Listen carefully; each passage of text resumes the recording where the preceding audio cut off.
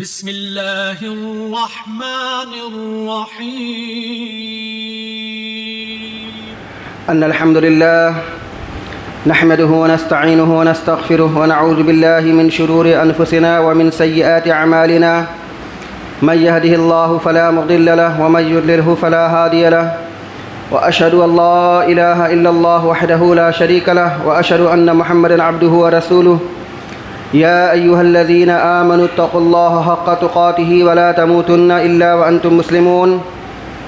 يا أيها الناس اتقوا ربكم الذي خلقكم من نفس واحدة وخلق منها زوجها وبث منهما رجالا كثيرا ونساء، واتقوا الله الذي تساءلون به والأرحام إن الله كان عليكم رقيبا.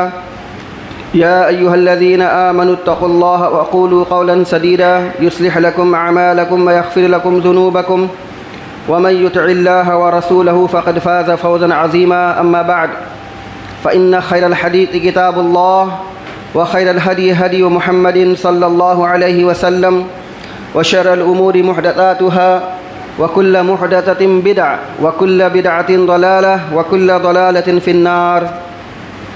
رب اشرح لي صدري ويسر لي أمري واحلل عقدة من لساني يفقهوا قولي. سبحانك لا علم لنا إلا ما علمتنا إنك أنت العليم الحكيم، وتب علينا إنك أنت التواب الرحيم. تمام قسم کی تعریف، کبریائی، حمد و ثنا اس اللہ وحدہ لا شریک کے لیے لائق و زیبا ہے جس نے اس ساری کائنات کی تخلیق فرمائی، ہماری ضرورتوں کے واسطے ہر ایک چیز کو مہیا فرمایا، ہماری رشد و ہدایت کے لیے انبیاء اور رسولوں کا سلسلہ جاری فرمایا اور ہمیں مسلمان بنایا۔ درود اور سلام نازل ہو تمام انبیاء کرام علیہم الصلاۃ والتسلیم پر، خصوصاً امام کائنات، امام الانبیاء، افضل البشر، خاتم النبیین، شفیع المذنبین، رحمۃ للعالمین محمد صلی اللہ علیہ وسلم پر۔ اللہم صلی علی محمد وعلی آل محمد کما صلیت علی ابراہیم وعلی آل ابراہیم انک حمید مجید۔ اللہم بارک علی محمد وعلی آل محمد کما بارکت علی ابراہیم وعلی آل ابراہیم انک حمید مجید۔ اللہ اکبر، اللہ اکبر، اللہ اکبر، لا الہ الا اللہ، واللہ اکبر، اللہ اکبر وللہ الحمد۔ معزز حاضرین جمعہ، عزیز بچوں، اس دنیا کی زندگی میں جو انسان بھی آتا ہے اس کا ایک مقصد ہوتا ہے جسے اللہ سبحانہ و تعالیٰ نے سورہ ذاریات کے اندر میں بیان کیا، وما خلقت الجن والانس الا لیعبدون، کہ ہم نے انسان اور جنات کو صرف اپنی عبادت کے لیے پیدا کیا ہے۔ اس سے یہ پتہ چلا کہ دنیا میں ہمارے آنے کا مقصد یہ ہے کہ ہم اللہ سبحانہ و تعالیٰ کی عبادت کریں۔ اگر کوئی شخص اپنی عبادت میں اس معاملے میں کوئی کوتاہی برتتا ہے یا لاپرواہی کرتا ہے یا اس کو ڈھیل دیتا ہے تو اس کا مطلب یہ ہوا کہ وہ کسی خاص مقصد کے تحت زندگی نہیں بسر کر رہا ہے بلکہ اپنی منچاہی زندگی بسر کر رہا ہے۔ انسان کو چاہیے کہ جب اس دنیا کے اندر میں آیا ہے تو وہ خود بھی اچھے اچھے اعمال کرے اور دوسروں کو بھی نیک اعمال کی ترغیب دے اور اس کو اچھائی پر ابھارے۔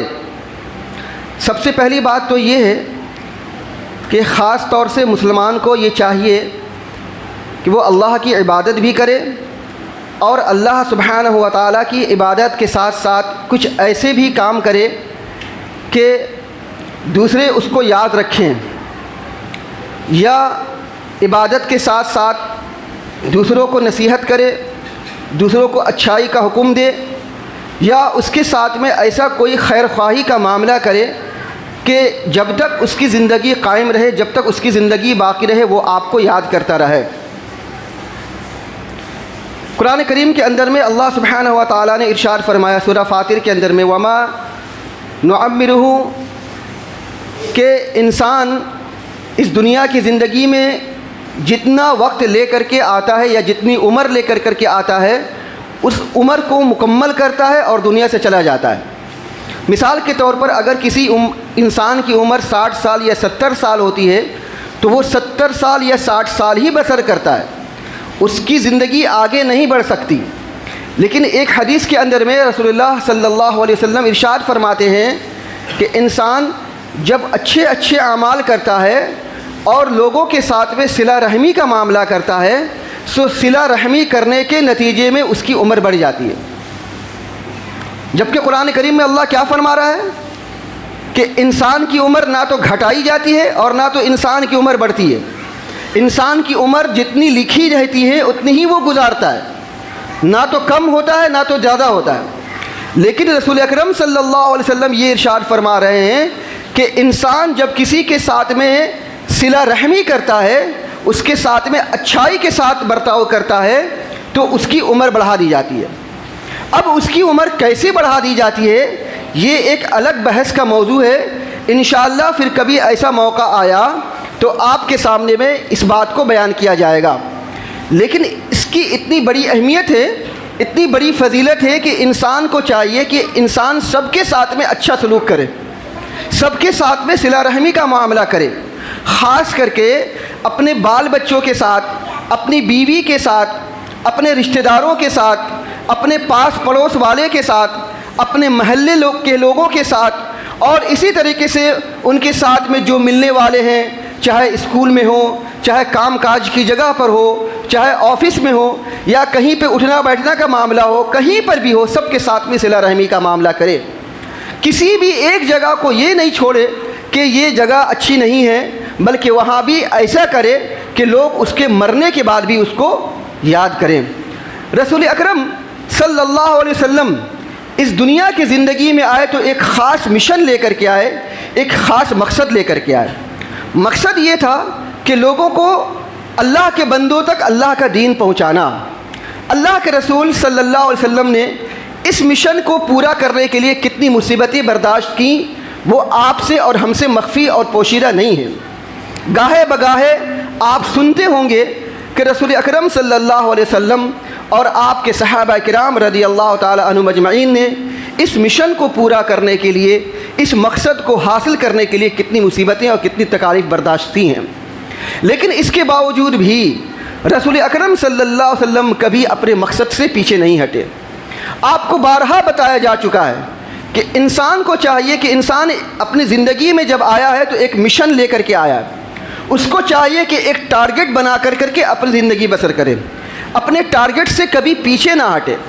اور اس کا ٹارگٹ، اس کا مشن ہونی چاہیے کہ اچھائی کا پیغام لوگوں تک پہنچایا جائے، خود بھی اچھے اعمال کرے اور دوسروں کو بھی اچھے اعمال کی ترغیب دے، دوسروں کو بھی اچھے اعمال کے حکم دے. تو یہ انسان کا مشن اور انسان کا مقصد ہونی چاہیے. رسول اکرم صلی اللہ علیہ وسلم اس مشن کو لے کر کے آئے اور اس مشن کو پورا کرنے کے لیے آپ صلی اللہ علیہ وسلم نے پوری زندگی بسر کر دی اسی مشن کو پانے کے لیے. آج کے خطبے میں انشاءاللہ رسول اکرم صلی اللہ علیہ وسلم کا وہ خطبہ جو بہت یادگار اور جسے مختلف احادیث کے اندر میں بیان کیا گیا ہے، وہ آپ کے لیے، ہمارے لیے بہت ہی عبرت کی بات ہے کہ رسول اکرم صلی اللہ علیہ وسلم اپنے صحابہ کرام رضی اللہ تعالی عنہم اجمعین کو 1,24,000 یا 1,44,000 صحابہ کرام رضی اللہ تعالی عنہم اجمعین کے سامنے میں خطبہ دے رہے ہیں. وہ خطبہ کیا ہے؟ وہ خطبہ ایک پیغام ہے، آخری پیغام، آخری نصیحت، آخری وصیت. کس کے لیے؟ امت محمدیہ کے لیے. رسول اکرم صلی اللہ علیہ وسلم کے یہ الفاظ تھے کہ جو یہاں حاضر ہیں وہ تو سن رہے ہیں، جو لوگ غائب ہیں ان تک یہ بات پہنچا دی جائے. جو حاضرین ہیں، حاضرین کی ذمہ داری یہ ہے کہ ان لوگوں تک پہنچا دیں جن تک یہ پیغام ہمارا اس وقت نہیں پہنچ پا رہا ہے کسی وجہ سے. چنانچہ صحابہ کرام رضی اللہ تعالی عنہم اجمعین نے اللہ کے رسول صلی اللہ علیہ وسلم کی اس آخری نصیحت کو اور اس آخری وصیت کو لفظ بلفظ یاد کیا، حرف بحرف یاد کیا، اور اسی لفظ بلفظ اور حرف بحرف کے ساتھ میں رسول اکرم صلی اللہ علیہ وسلم کی امت کو عنوان پہنچا دیا. اس میں ذرہ برابر بھی کوتاہی نہیں کی، تاکہ ہمارے ساتھ ساتھ میں اللہ کے رسول صلی اللہ علیہ وسلم کی امت محمدیہ اس پیغام کو پڑھے، اس پیغام کو سنے اس آخری نصیحت کو سن کر کے ان کا بھی دل پگھلے اور وہ بھی رسول اکرم صلی اللہ علیہ وسلم کی اس آخری نصیحت پر عمل کرے۔ بہت ہی جامع، بہت ہی پرمغز اور رلا دینے والا اور دلوں کو جھنجھوڑ دینے والا اللہ کے نبی صلی اللہ علیہ وسلم کا پیغام تھا۔ اس وقت جو بھی صحابہ کرام رضی اللہ تعالی عنہم اجمعین رسول اکرم صلی اللہ علیہ وسلم کے اس خطبے کو سن رہے تھے، سارے کے سارے صحابہ کرام رضی اللہ تعالی عنہم اجمعین رو رہے تھے۔ روایت کے اندر میں تو یہ بھی آتا ہے کہ عمر بن خطاب رضی اللہ تعالیٰ عنہ جب اس خطبہ کو سن رہے تھے تو ان کی آنکھوں سے آنسو جاری ہو رہا تھا، آنسو جاری ہو رہا تھا کہ رسول اکرم صلی اللہ علیہ وسلم لگتا ہے کہ اب ہمیں چھوڑ کر کے جانے والے ہیں۔ کون ایسا آدمی ہوگا صحابہ کرام رضی اللہ تعالیٰ عنہم اجمعین سے بڑھ کر کے جو رسول اکرم صلی اللہ علیہ وسلم سے محبت کرتا ہوگا؟ اس دنیا کی سرزمین پر ہمارا ایمان ہے، ہمارا عقیدہ ہے اور ہماری سوچ ہے کہ صحابہ کرام رضی اللہ تعالیٰ اجمعین وہ ہستی ہے جو رسول اکرم صلی اللہ علیہ وسلم سے سب سے زیادہ محبت کرنے والے اور محبت کی انتہا تک پہنچنے والے تھے۔ اتنی زیادہ رسول اکرم صلی اللہ علیہ وسلم سے محبت کرتے تھے کہ آپ دیکھیں گے کہ کیسے کیسے انہوں نے رسول اکرم صلی اللہ علیہ وسلم کی جان پر اور ان کے حکم پر اپنا سب کچھ نثار کر کے رکھ دیا۔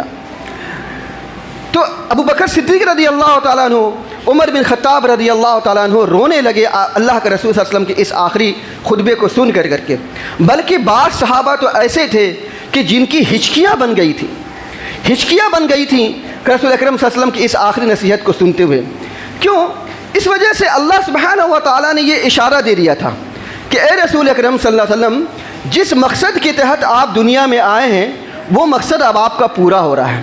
اب آپ اللہ رب العالمین کی طرف کوچ کرنے کی تیاری کیجئے، لیکن کوچ کرنے سے پہلے کچھ بتا کر کے جائیے، کچھ نصیحت کر کے جائیے۔ اس کے بعد آپ دیکھیے گا اذا جاء نصر اللہ والفتح ورأیت الناس يدخلون فی دین اللہ افواجا فسبح بحمد ربک واستغفر انہ کان توابا۔ یہ سورت کا نزول ہوا۔ اس پوری سورت کے اندر میں اللہ کے رسول صلی اللہ علیہ وسلم کی یہ حکم دیا گیا کہ جس مقصد کے تحت آپ کو دنیا میں بھیجا گیا تھا آپ کا مقصد مشن پورا ہو گیا۔ وَرَأَيْتَ النَّاسِ يَدْخُلُونَ فِي دِينِ اللَّهِ أَفْوَاجًا، اور آپ اپنی آنکھوں سے دیکھ رہے ہیں کہ لوگ جوگ در جوگ، بھیڑ کے بھیڑ اکٹھے ہو کر کے اسلام کے اندر میں داخل ہو رہے ہیں۔ فَسَبِّحْ بِحَمْدِ رَبِّكَ، اب جب آپ کا مقصد پورا ہو چکا ہے تو اپنے رب کی حمد بیان کیجئے، اس سے استغفار کیجئے۔ إِنَّهُ كَانَ تَوَّابًا۔ اما عائشہ رضی اللہ تعالیٰ عنہ فرماتی ہیں کہ جب رسول اکرم صلی اللہ علیہ وسلم نے اس اس صورت کا جب نزول ہوا تو رسول اکرم صلی اللہ علیہ وسلم اپنے سجدوں میں اور اپنے رکوع میں دعا کو پڑھا کرتے تھے، جس میں اللہ رب العالمین سے کثرت سے استغفار کیا کرتے تھے۔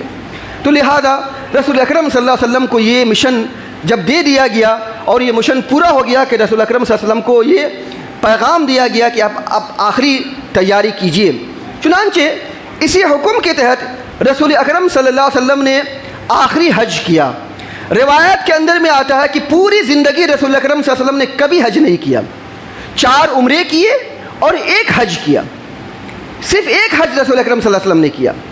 کئی مواقع آئے کہ رسول اکرم صلی اللہ علیہ وسلم حج کر سکیں، لیکن بات ایسی ہو گئی تھی کہ جس کی بنیاد پر رسول اکرم صلی اللہ علیہ وسلم واپس لوٹ گئے تھے، حج نہیں کر پائے تھے۔ بس یہ آخری موقع تھا کہ جس میں رسول اکرم صلی اللہ علیہ وسلم نے مکمل حج کا حکم دیا کہ دیکھو حج ایسے کی جاتی ہے، یہ حج کا طریقہ ہے۔ اور اس حج کے دوران میں رسول اکرم صلی اللہ علیہ وسلم نے 9 ذی الحجہ عرفات کی جگہ پر وادی نمرہ کے بیچوں بیچ بطن نمرہ میں اللہ کے نبی صلی اللہ علیہ وسلم نے خطبہ دیا۔ 9 ذی الحجہ تھا، سورج ڈھل چکا تھا۔ آج بھی مسجد نمرہ سے مسلمانوں کو بلکہ پوری دنیا کے مسلمانوں کو خطاب کیا جاتا ہے۔ امام حرمین شریفین یا اس وقت کے جو امام ہوتے ہیں وہاں پہ مسجد نمرہ میں لوگوں کو خطاب دیا کرتے ہیں۔ دراصل وہ خطاب پوری دنیا کے مسلمانوں کے لیے ایک پیغام ہوتا ہے۔ آپ اس پیغام کو سنیے، آج بھی یوٹیوب پر موجود ہے۔ جب آپ ٹائپ کریں گے تو اسی سال کا آپ کا اپڈیٹ مل جائے گا کہ اس وقت امام حرمین شریفین نے 2023 کے اندر میں مسلمانوں کو کیا پیغام دیا ہے اور کیا خطاب فرمایا ہے۔ اسی وقت سے جس وقت اللہ کے رسول صلی اللہ علیہ وسلم نے مسلمانوں کو خطاب فرمایا، آج تک یہ سلسلہ برابر جاری اور ساری ہے اور انشاءاللہ قیامت تک جاری رہے گا کہ مسجد نمرہ سے مسلمانوں کو بلکہ پوری دنیا کے مسلمانوں کو خطاب کیا جاتا رہے گا اور ان کو پیغام دیا جاتا رہے گا۔ 9 ذی الحجہ کا دن تھا، سورج ڈھلنے کے بعد وادی نمرہ کے بیچ میں بطن وادی میں آپ صلی اللہ علیہ وسلم نے خطبہ دیا۔ آپ صلی اللہ علیہ وسلم کے بیچ میں اور آپ صلی اللہ علیہ وسلم کے ارد و گرد تقریباً 1,24,000 صحابہ کرام یا تقریباً 1,44,000 صحابہ کرام رضی اللہ تعالیٰ عنہم موجود تھے اور آپ صلی اللہ علیہ وسلم کے خطبے کو سن رہے تھے۔ کیا فرمایا رسول اکرم صلی اللہ علیہ وسلم نے اس خطبے کے دوران میں؟ لفظ بلفظ حرف بحرف سنیے، کیونکہ یہ آپ کے لیے اللہ کے رسول صلی اللہ علیہ وسلم کا آخری پیغام اور آخری نصیحت ہے۔ فرماتے ہیں اللہ کے رسول صلی اللہ علیہ وسلم، لوگو میری بات سن لو، کیونکہ میں نہیں جانتا شاید اس سال کے بعد اس مقام پر تم سے کبھی نہ مل سکوں، شاید اس مقام کے بعد اب میں تم سے کبھی نہ مل سکوں۔ یہ جملہ تھا جو صحابہ کرام رضی اللہ تعالیٰ عنہم اجمعین کو سمجھانے کے لیے کافی تھا کہ اب رسول اکرم صلی اللہ علیہ وسلم ہمارے بیچ میں نہیں رہیں گے۔ یہ رسول اکرم صلی اللہ علیہ وسلم کی آخری نصیحت اللہ کے رسول صلی اللہ علیہ وسلم نے کھول کر کے بیان کر دیا کہ شاید اب اس کے بعد میں تمہارے درمیان میں نہ رہوں گا۔ واقعی میں اللہ کے نبی صلی اللہ علیہ وسلم اس واقعے کے بعد نہ رہے اور اپنی امت کو یہ پیغام پہنچایا۔ ہماری ذمہ داری یہ ہے کہ اللہ کے نبی صلی اللہ علیہ وسلم کے اس خطبے کو سن کر کے عمل کرنے کی کوشش کریں اور کوشش کرنے کے بعد دوسروں تک پہنچائیں، کیونکہ یہ ہمارے نبی کریم، ہمارے نبی آخر الزماں جن کا ہم کلمہ پڑھتے ہیں، جن کے مشن پہ ہم عمل کرتے ہیں، ان کا یہ آخری پیغام ہے۔ فرمایا اللہ کے رسول صلی اللہ علیہ وسلم نے کہ تمہارا خون اور تمہارا مال ایک دوسرے پر اسی طرح حرام ہے جس طرح تمہارے آج کے دن کی، رواں مہینے کی اور موجودہ شہر کی حرمت ہے۔ کیا مطلب ہے؟ مطلب یہ ہے کہ ذی الحجہ کا مہینہ تھا، ذی الحجہ کا مہینہ یہ حرمت کا مہینہ ہے۔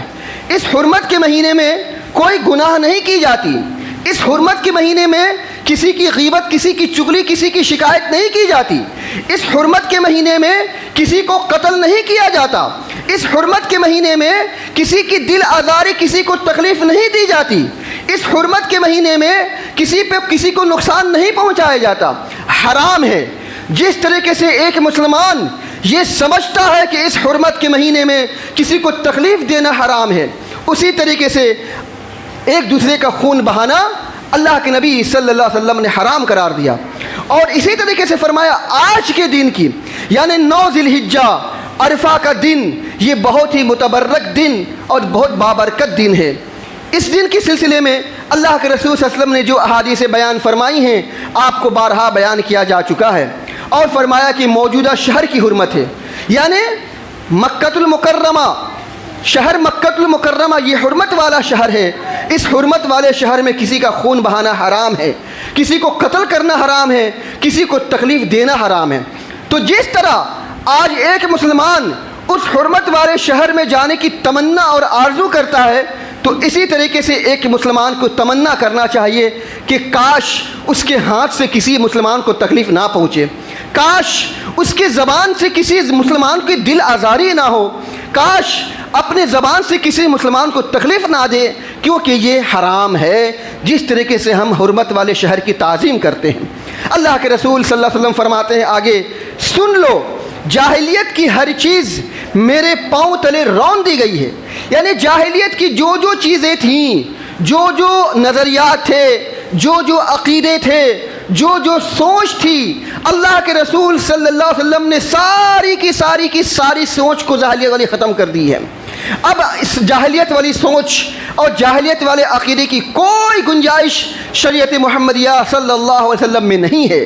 اگر آج کی تاریخ میں کوئی مسلمان جاہلیت والی سوچ رکھتا ہے، یہ سوچتا ہے کہ ہم پٹھان ہیں، ہم خان ہیں، ہم فلاں برادری سے تعلق رکھتے ہیں، ہم فلاں قبیلے سے تعلق رکھتے ہیں، دوسرے کو نیچا سمجھتا ہے، دوسرے کو حقیر سمجھتا ہے، دوسرے کو جھوٹا سمجھتا ہے، تو سمجھ لیجئے کہ وہ اللہ کے رسول صلی اللہ علیہ وسلم کی اس نصیحت کو دھجیاں بکھیر کے رکھ دیتا۔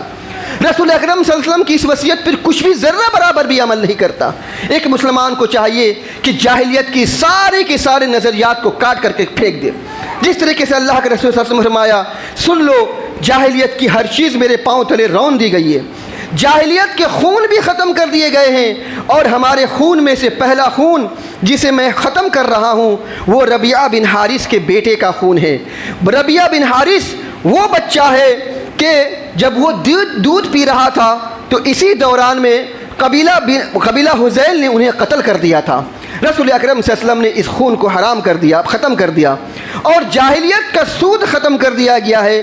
اور ہمارے سود میں سے یہ پہلا سود جسے میں ختم کر رہا ہوں وہ عباس بن عبد المطلب کا سود ہے۔ اب یہ سارا کا سارا ختم ہے۔ سود کو اللہ کے رسول صلی اللہ علیہ وسلم نے رون دیا۔ جس طریقے سے ہم خنزیر کے گوشت کو حرام سمجھتے ہیں، اس سے نفرت کرتے ہیں، ٹھیک اسی طریقے سے ہمیں چاہیے کہ ہم سود سے نفرت کریں، سودی کاروبار سے نفرت کریں، سودی لین دین سے نفرت کریں، سودی کے معاملات سے نفرت کریں، کیونکہ یہ اسلام کے اندر میں ایسا ہی حرام ہے جیسے کہ خنزیر اور سور کا گوشت حرام ہے۔ جس طریقے سے ایک مسلمان سور سے نفرت کرتا ہے، مسلمان کو چاہیے کہ وہ سود کے سارے معاملات سے نفرت کرے، ذرہ برابر بھی سود کے معاملات کو اپنے قریب نہ پھٹکنے دے، کیونکہ یہ رسول اکرم صلی اللہ علیہ وسلم کی آخری نصیحت ہے۔ اس کے بعد اللہ کے رسول صلی اللہ علیہ وسلم عورتوں کے بارے میں نصیحت کرتے ہیں۔ ہاں، عورتوں کے بارے میں اللہ سے ڈرو، عورتوں کے بارے میں اللہ سے ڈرو، کیونکہ تم نے انہیں اللہ کی امانت کے ساتھ لیا ہے، کیونکہ تم نے انہیں اللہ کی امانت کے ساتھ لیا ہے اور اللہ کے کلمے کے ذریعے حلال کیا ہے۔ تمہارا وہ عورتیں حرام تھیں، لیکن اللہ رب العالمین کے کلمات کے ذریعے سے تم نے انہیں اپنے نکاح میں لے لیا اور ان کی شرمگاہ کو اپنے لیے حلال کر لیا ہے۔ ان پر تمہارا حق یہ ہے کہ وہ تمہارے بستر پر کسی ایسے شخص کو نہ آنے دیں جو تمہیں گوارا نہ ہو۔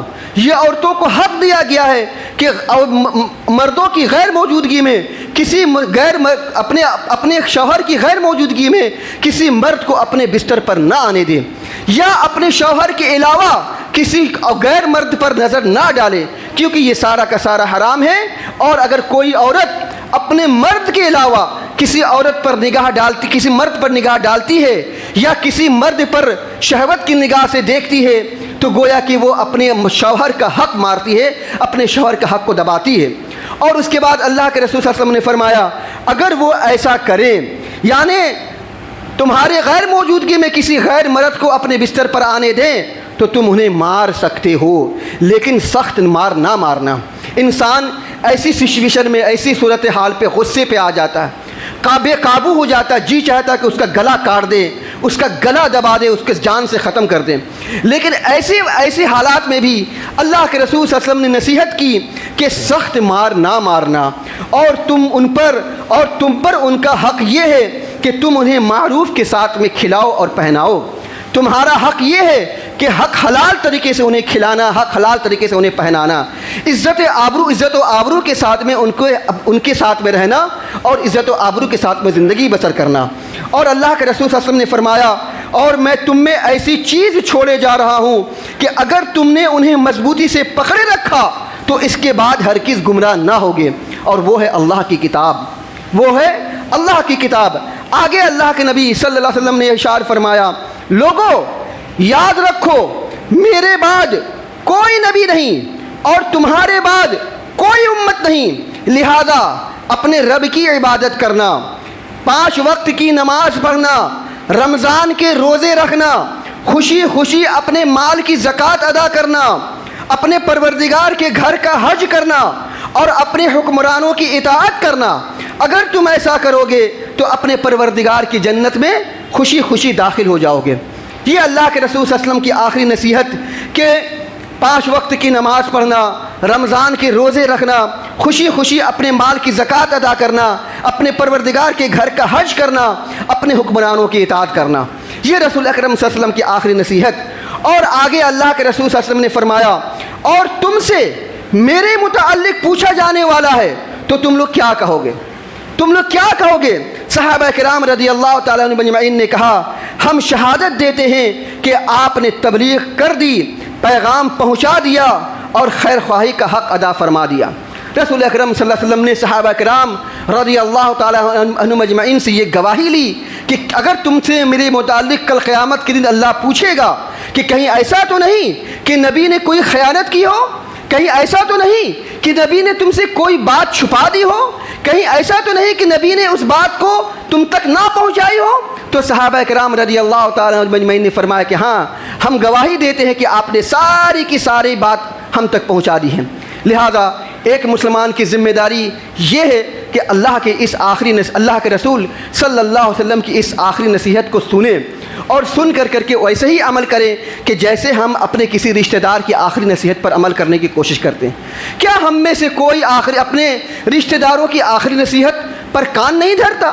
کیا ہم میں سے کوئی اپنے مرنے والے، اپنے رشتہ دار کے مرنے والے کی آخری وصیت کو پورا کرنے کی کوشش نہیں کرتا؟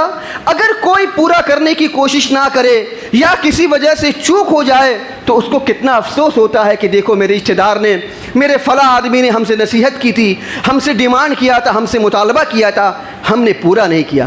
اللہ کے رسول صلی اللہ علیہ وسلم سے ہم ساری دنیا سے سب سے زیادہ محبت کرنے والے ہیں، یہ ہمارا ایمان ہے، لیکن اس کے باوجود بھی ہم اللہ کے رسول صلی اللہ علیہ وسلم کی اس آخری نصیحت پر، آخری وصیت پر کتنا عمل کرتے ہیں، اس پر ہمیں سوچنے کی ضرورت ہے۔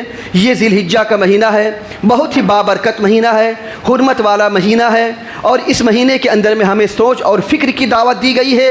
جہاں ہمیں خوشی منانے کا حق دیا گیا ہے، وہاں ہمیں اس بات کی ترغیب دی گئی ہے کہ ہم اس پر سوچنے اور غور و فکر کرنے کی کوشش کریں کہ اللہ کے رسول صلی اللہ علیہ وسلم کی کیا نصیحت تھی، کیا وصیت تھی، کیا آیا ہم اس نصیحت پر عمل کر رہے ہیں یا نہیں کر رہے ہیں، کیونکہ کل اس کے تعلق سے ہمیں قیامت کے دن پوچھا جانے والا ہے کہ ہم نے عمل کیا کہ نہیں کیا، اور اللہ کے رسول صلی اللہ علیہ وسلم کی اس آخری نصیحت پر عمل کر کے دوسروں تک پہنچایا کہ نہیں پہنچایا۔ اللہ تعالیٰ سے دعا ہے اللہ سبحانہ و تعالیٰ ہم سبوں کو رسول اکرم صلی اللہ علیہ وسلم کی اس آخری نصیحت پر عمل کرنے کی توفیق عطا فرمائے، اور رسول اکرم صلی اللہ علیہ وسلم کی اس آخری نصیحت کو لوگوں تک پہنچانے کی توفیق عطا فرمائے۔ ہم میں جو بیمار ہیں العالمین تو انہیں شفا کاملہ عاجلہ عطا فرما، جو پریشان حال ہیں ان کی پریشانیوں کو دور فرما، جو قرض دار ہیں انہیں قرضہ ادا کرنے کی توفیق عطا فرما، ہمارے مسلمان بچے اور بچیوں کی حفاظت فرما، اس حرمت والے مہینے کی تعظیم کرنے کی توفیق عطا فرما۔